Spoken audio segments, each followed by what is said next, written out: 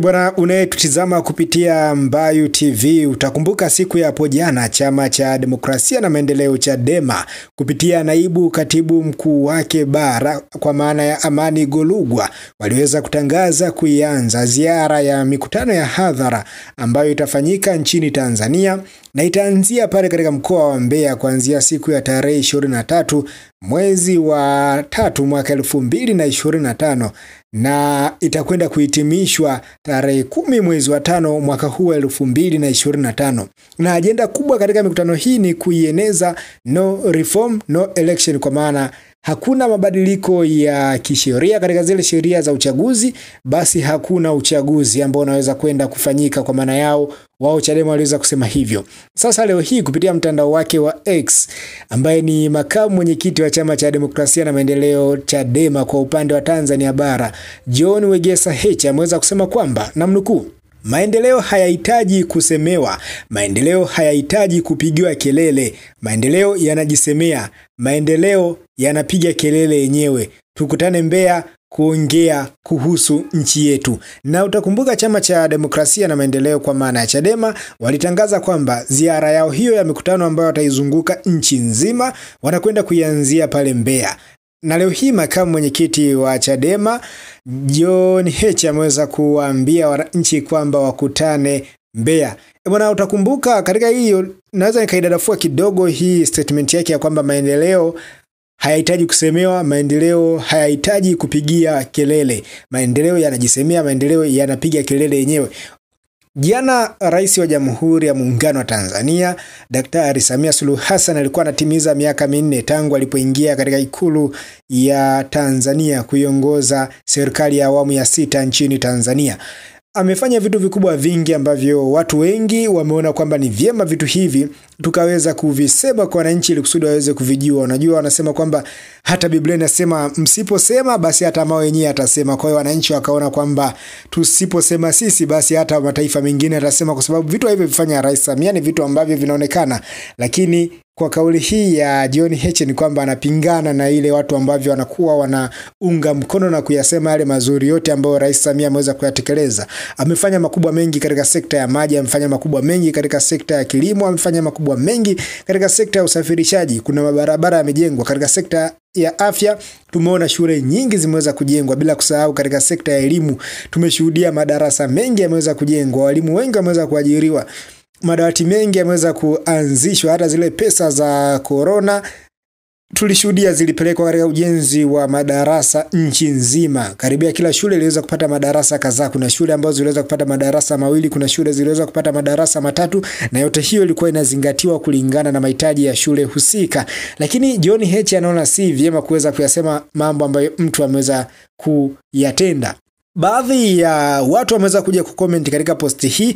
Naanza na New Face, anasema kabisa, kwa maana anakubaliana na hoja hii. Anasema kama umefanya kazi, kazi yenyewe inajitangaza. Huwezi hangaika kutafuta machao kuelezea ulichofanya. Wananchi hatuoni kilichofanywa kikubwa na CCM zaidi ya maovu mengi tunayoyaona. Kwa tathmini hii fupi, ni dhahiri CCM haitakiwi madarakani mwaka huu.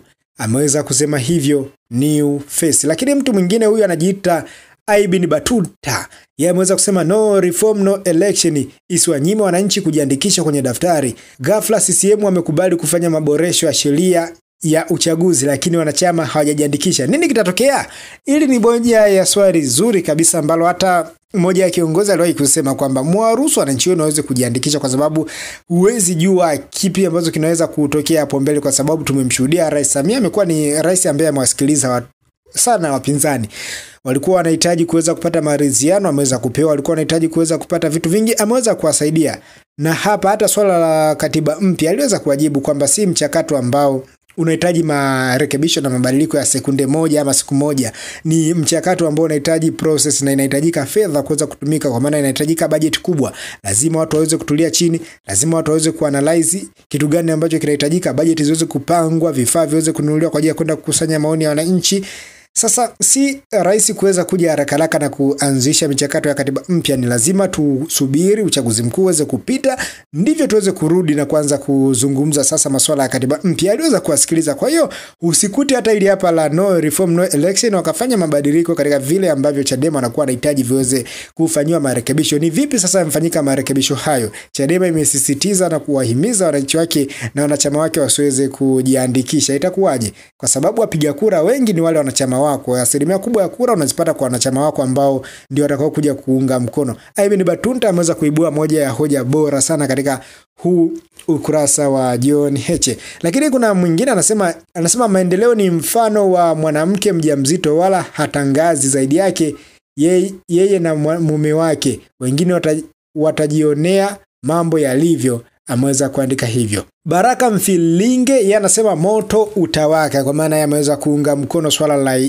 huo mkutano ambao unakwenda kufanyika huko Mbeya, kwa sababu ameweza kuwaita wananchi na wadau mbalimbali wa Chama cha Demokrasia na Maendeleo Chadema kuweza kujitokeza huko mkoani Mbeya.